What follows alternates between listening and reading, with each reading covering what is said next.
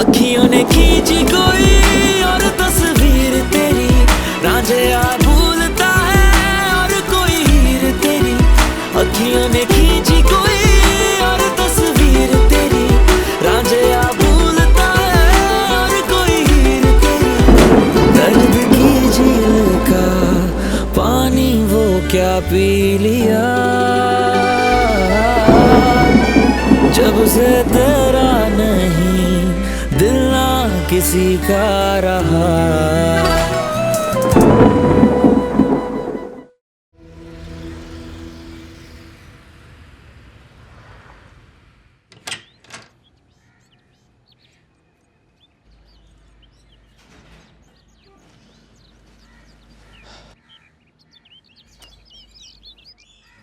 اومدی پسر؟ سلام مامان.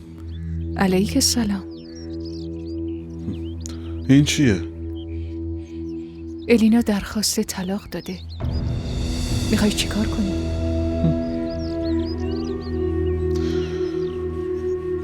هیچی.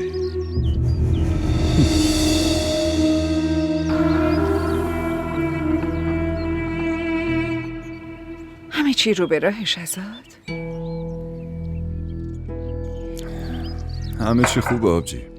چرا اینو میپرسی؟ دلیلش خیلی واضحه، چون میدونم تو به هم راستشو نمیگی. من کی بهت دروغ گفتم؟ تو پیش من هیچ وقت از حنا شکایت نکردی، درست نمیگم؟ ولی این به این معنی نیست که شهزاد من از هیچی خبر ندارم. خدمتکار اون خونه همونقدر که به تو وفاداره، از اون بیشتر به من وفاداره. ببخشید ولی اونا در مورد حنا گزارش خوبی ندادن. آبجی حنا به زمان نیاز داره، همه چیزو درک میکنه. دیگه چقدر زمان میخواد؟ نه به تو علاقه ای داره نه به امور خونه. قبل از عروسیت اینقدر نگرانت نبودم که الان نگرانتم. واقعا موندم چی کار کنم. اون همسر منه، خودم خوب میدونم چطوری رفتار کنم. تو یه دختر رو نمیتونی مدیریت کنی، امور خونه رو چطور میتونی؟ چی بهت میگه؟ شهزاد هر اتفاقی که میفته لطفاً زود باور نکن. خیلی مراقب باش و فکر نکن اون ساده است. اون دختر اصلاً ساده نیست. من که گفتم به زمان نیاز داره، کم کم همه چی درست میشه. که اینطور؟ پس این خانم خدمتکارای خونه رو برای جاسوسی من گذاشته. هر اتفاقی تو خونه میفته زود بهش خبر میدن. دیگه وقتشه با شهزاد حرف بزنم.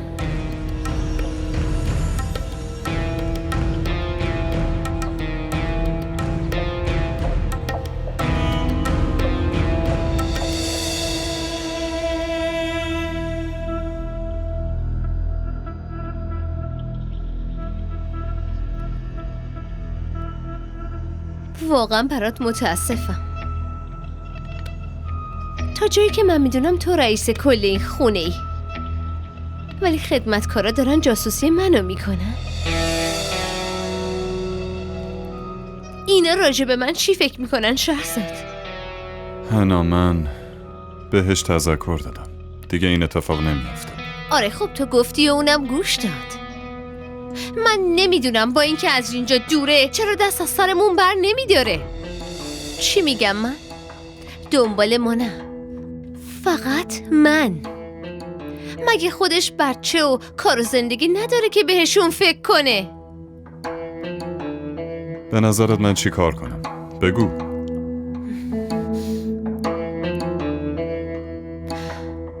خدمتکارا رو عوض کن، دیگه کاری نمیشه کرد. خودم خدمتکار انتخاب میکنم. حنا چی داری میگی؟ چندین ساله که اینا خدمتکار این خونه، بهشون اعتماد داریم. تو که تمام روز بیرونی و در حال تفریحی. من این خونه رو چطوری به آدمای غریبه بسپارم؟ برام هیچ کاری نمی کنی؟ کاری نمی کنی نه؟ حنا سعی کن بفهمی. بس دیگه، نمیخوام چیزی رو بفهمم یا بدونم. بد شانسم دیگه، کدوم روز نحسی بود که با تو آشنا شدم. حنا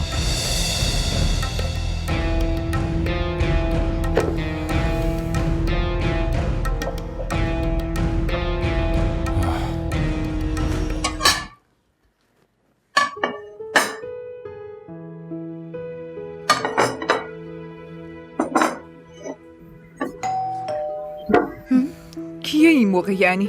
برو ببین کیه رامشا. باشه مامان میرم.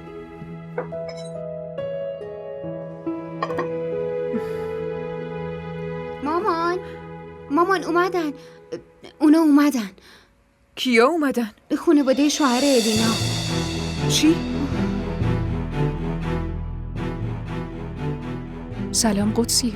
سلام عرض شد. اینجا چی کار میکنین؟ واسه چی اومدین اینجا؟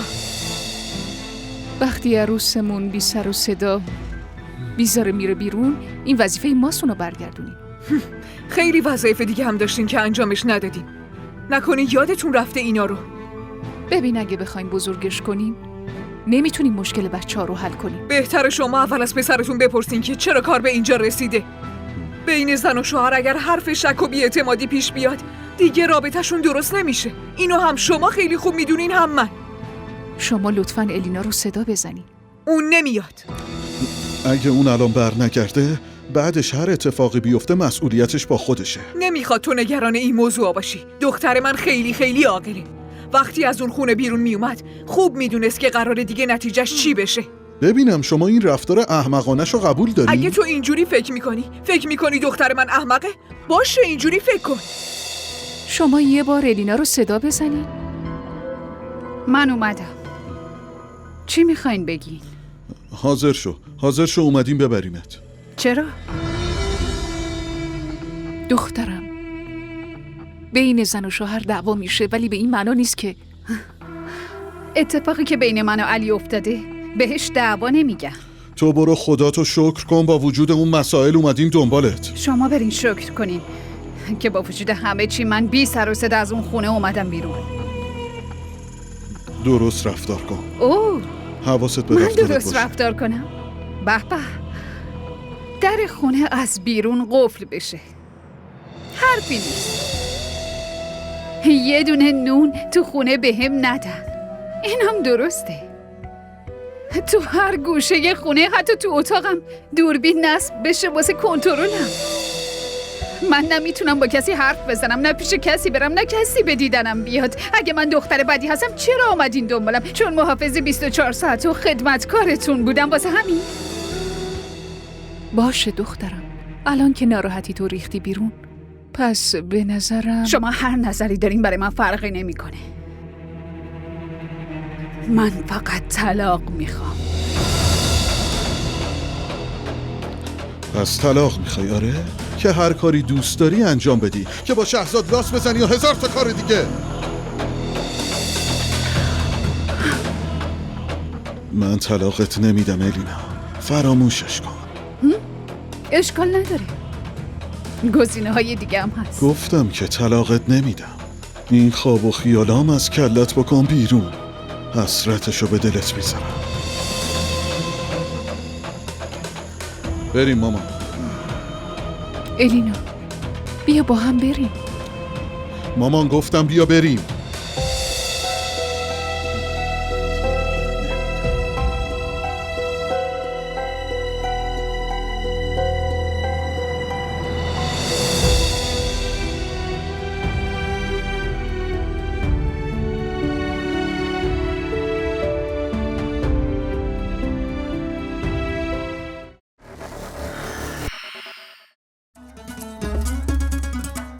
DDTV شبکه محبوب فارسی زبان در آمریکا.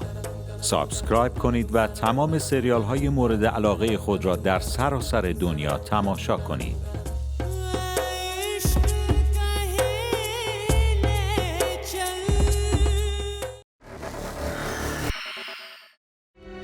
ببین، برای همینه میگم مراقب خودت باش.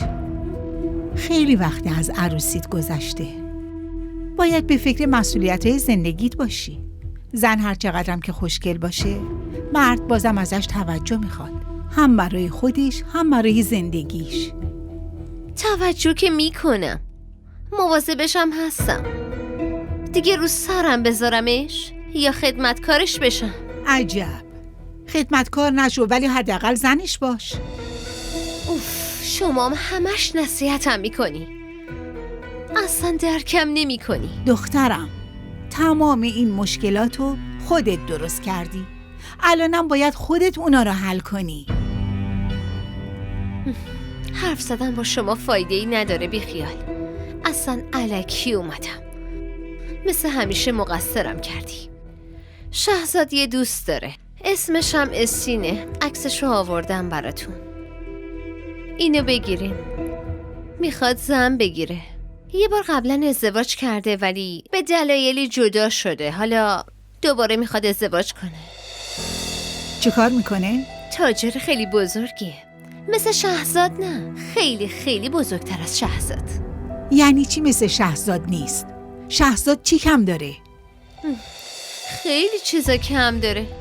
حالا بی خیال. واسه این دوستش یه دختر خوب پیدا کن. زندگی من که تباه شد. حداقل زندگی یکی دیگه درست بشه.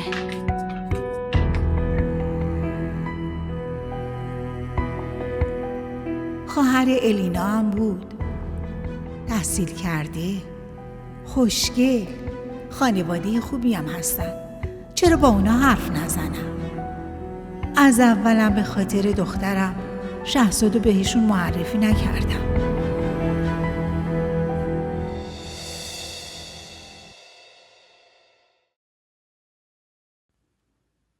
نوری کجا میری؟ همیشه فکر میکردم تا زمان مرگم اینجا میمونم، ولی انگار الان روزیم از این خونه بریده شده. چی داری میگی؟ درست میگه شهزاد. این تصمیم منه. بعداً توضیح میدم. خب فعلا که کاری براش اینجا نیست. ببینم همه وسایلتو جمع کردی؟ بله خانم، جمع کردم. باشه برو. اما چرا؟ الان میام پایین برات توضیح میدم. ای بابا شهزاد، نمیدونم تو چرا منو باور نداری. برو اونور بذار رد شم.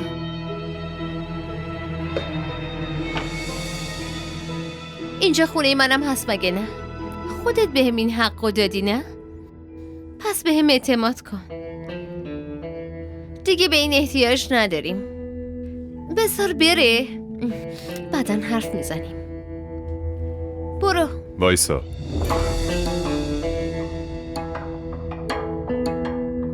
هنا قبل از اینکه بگی اینجا خونه خودته، اول قبولش کن. تو حتی نمیدونی توی این خونه هر چیزی کجا گذاشته شده. شهزاد این کار من نیست، کار خدمتکاراست.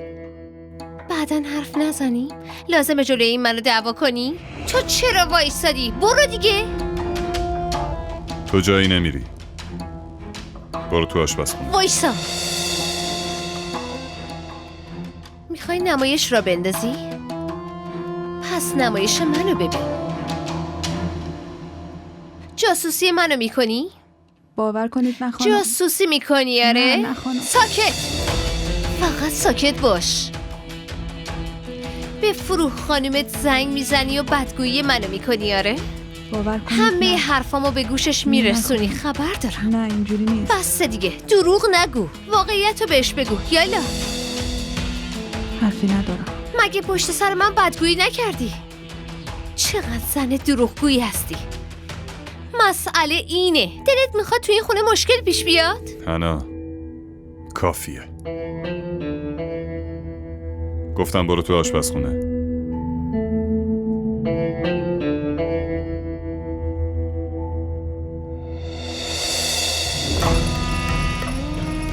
به خاطر یه خدمتکار به من توهین میکنی؟ میفهمی داری چی کار میکنی؟ این یعنی این که تو نمیدونی توهین چیه هنا. انگار واقعا عقلتو از دست دادی. پس یه کاری کن، اینو نگه دار. من از این خونه میرم. نمیدونم توی این خونه نقشم دارم خودت یا خوب نه. میدونی که داری.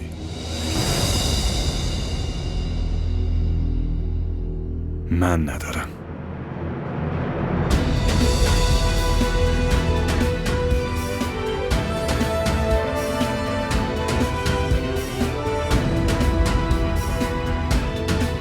ما را در شبکه‌های اجتماعی دنبال کنید.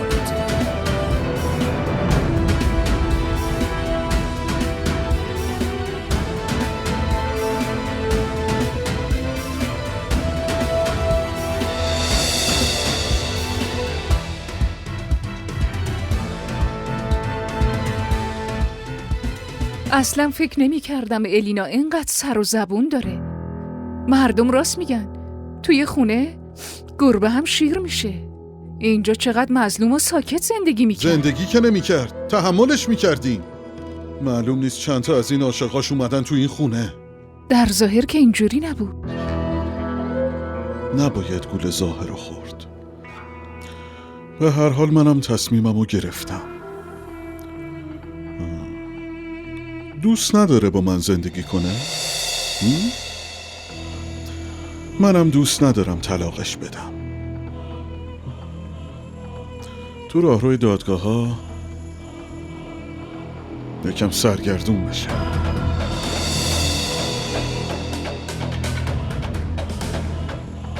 درسته که الینا اشتباه کرده، ولی تو هم نباید تو اتاقش دوربین میذاشتی.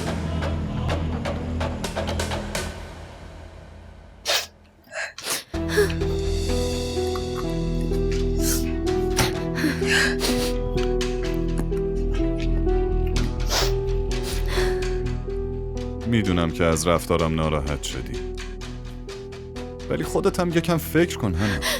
ما نباید اون از خونه بیرون بندازیم. اونم آدم، گناه داره. هنا،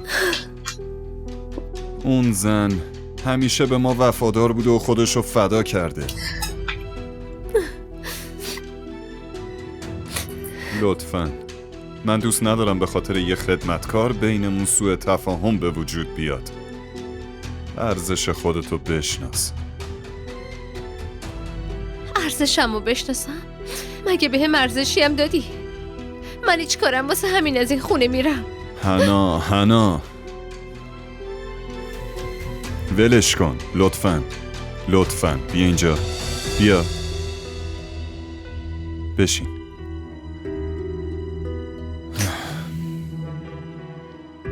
تو اختیار کامل داری، ولی هنا، اختیار تام به این معنا نیست که ازش استفاده اشتباه کنی.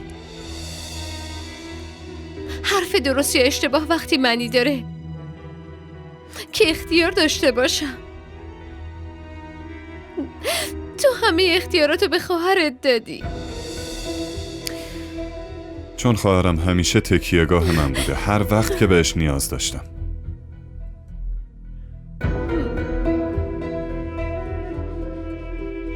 پس بگو اون بیاد باهات زندگی کنه. چرا با من ازدواج کردی؟ هانا، بسه. تو هیچ جا نمیری. دیگه ناراحت نباش، لطفاً. جلوی اون خدمتکار منو تحقیر کردی. باشه، معذرت میخوام. بریم بیرون غذا بخوریم. همون جایی که دوست داری. لطفاً.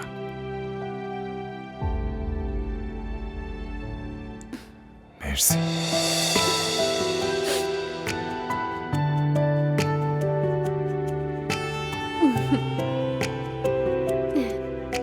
همه لباسام چروک شدن. بهش بگو لباسامو اتو بزنه. خیلی خوب، بهش میگه. کافیه؟ فقط همین؟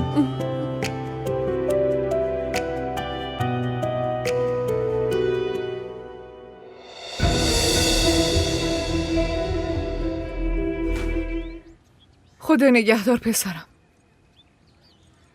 مامان داداش چی گفت؟ چی داره که بگه؟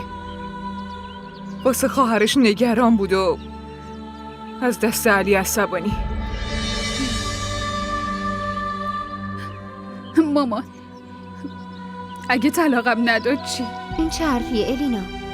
طلاقو که باید بده، چون پروندت رسیده دست دادگاه. احضاری هم دستش رسیده. اون باید قانونا امضا کنه.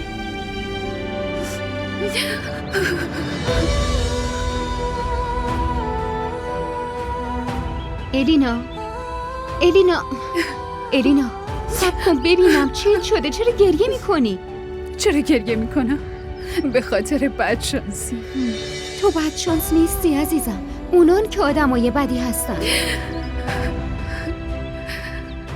زن بودن یعنی ایراد داشتن. آره اینطوریه. کی همچین مزخرفاتی رو گفته؟ این مردان که دروغ میگن و تهمت میزنن. تو اصلا نگران نباش، ما هممون کنارتیم، تنها نیستیم.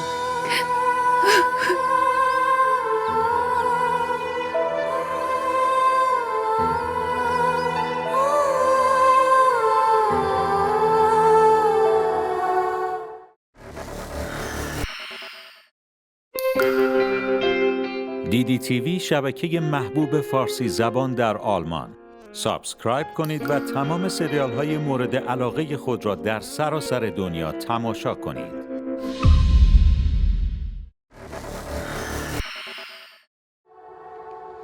فکرشم نمیتونی بکنی که من چقدر خوشحالم.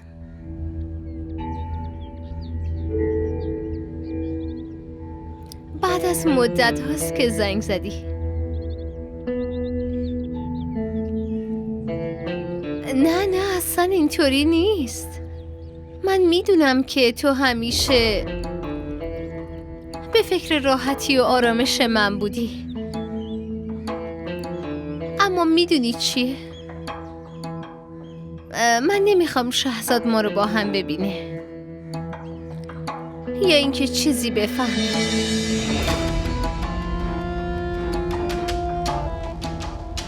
با کی حرف میزنی؟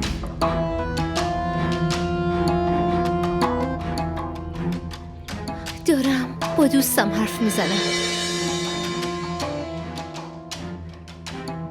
این چه بیادبیه؟ بیادبی؟ آره بیادبیه. حالا من شوهرتم، حواست هست داری چی میگی؟ تو هم میدونی که داری به هم شک میکنی؟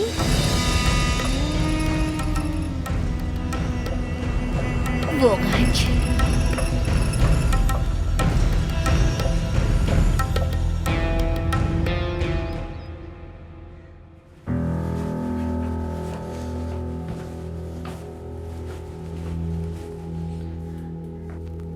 علی جانم مامان. این چیه؟ برگه طلاق. علی یادت باشه که باید تو دادگاه حاضر بشی. برای من فرقی نمیکنه. چرا فرق نمیکنه؟ چون من تصمیم گرفتم طلاقش ندم. درست مدتش کوتاه شد ولی زنم بود. اینکه بعد طلاق با کیا میره و کجاها میره رو نمیتونم تحمل کنم.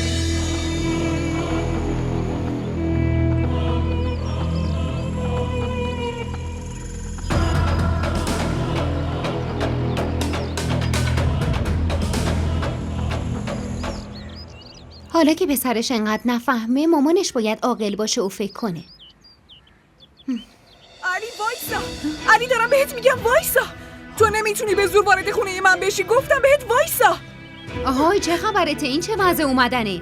دوباره این اشتباه رو نکن، برات بد میشه. برگه طلاقتو پس بگیر، فهمیدی؟ وگرنه یه جوری بی‌آبروت میکنم که نتونی سر بلند کنی.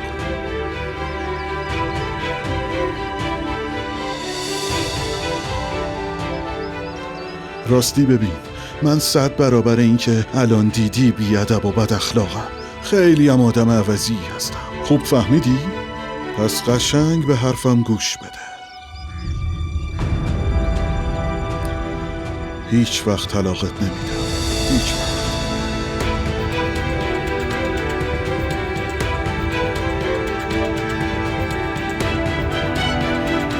الینا تو رو خدا خودتو ناراحت نکن.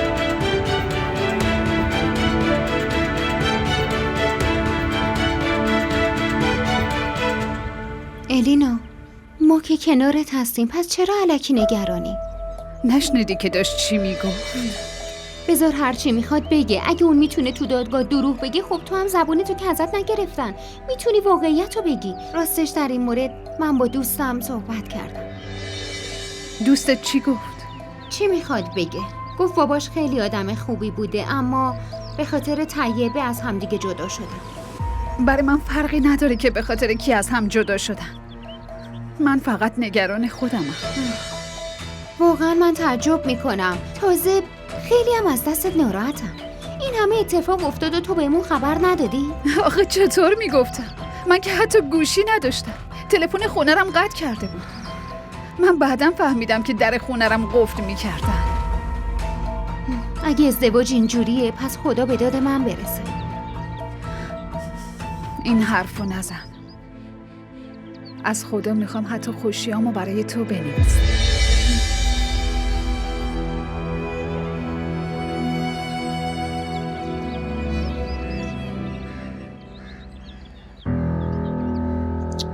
ما را در شبکه‌های اجتماعی دنبال کنید.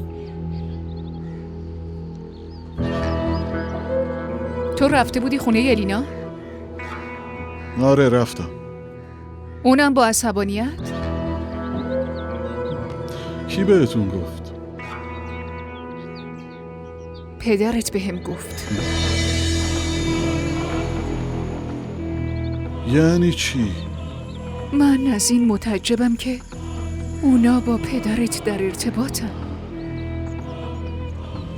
حالا دیگه تو باید الینا رو طلاق بدی.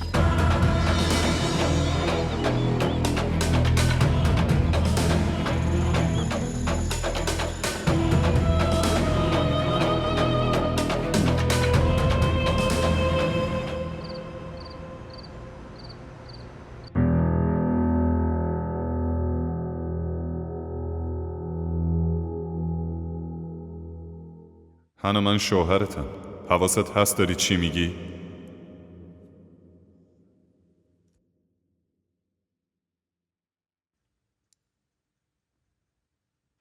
نمیفهمم هانا. تو واقعا چی میخوای؟ من همه امکانات دنیا رو واسط فراهم کردم ولی تو اصلا خوشحال نیستی. چرا؟ الان باید خوشحال باشی از شرش راحت شدی. بعد نشستی داری گریه میکنی؟ برو خدا رو شکر کن که برگه های آزادی تو خودش فرستاده در خونه، وگرنه باید تو دادگاه سرگردون میشدی. بس دیگه عزیزم، بس کن. داری خودتو هلاک میکنی دخترم. چیزی که باید میشد شد. از خدا بخوا که دیگه خودش همه چی رو درست کنه برات. آروم باش دخترم. بس دیگه عزیزم. الینا بس دیگه، دارم عصبی میشم. تو یکی ساکت باش دیگه عزیزم. بس دیگه، بس دخترم. بله آره کاملا. آره من شرط و شروط شما رو به خانواده دختر گفتم. آره درباره ماشینم گفتم. باید بگم خانواده دختر نمیتونن خواسته شما رو فراهم کنن. بله درست میگید. بله درسته، من بازم بهشون میگم. باشه بله هر جور خودشون راضی باشن. باشه خداحافظ.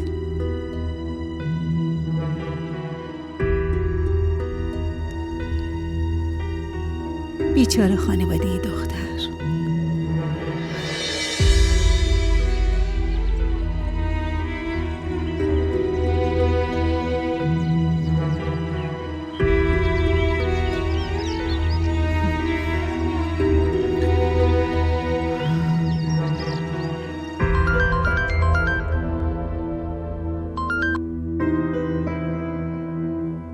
بله بفرمایید. بله علیک سلام. حال شما چطوری؟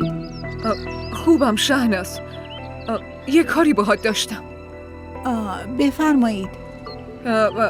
تو میتونی بیای خونه ما؟ باشه الان میام. باشه من منتظرتم. زود بیا لطفا. الان میام خواهر، نگران نباش. زود خودمو میرسونم. باشه خدا نگهدار. به شهناز، فکر کنم خدا دوباره روزی تو برات فرستاد.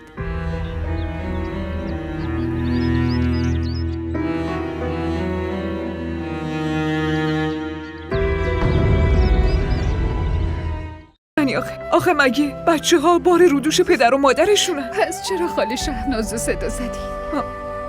هیچی عزیز دلم، همینجوری واسه خواستگار صداش زدم ببینم یه خانواده یه خوب سراغ داره یا نه. عجله ای هم نیست عزیزم، هنوز عدت تموم نشده. چرا این همه عجله دارین مامان؟ چرا منتظرین عدم تموم بشه؟ عزیز دلم دخترم، یکم بیشتر فکر کن. منم مثل هر مادر دیگه ای دلم میخواد بچم زندگی آرومی داشته باشه، زندگیش سر و سامون بگیره.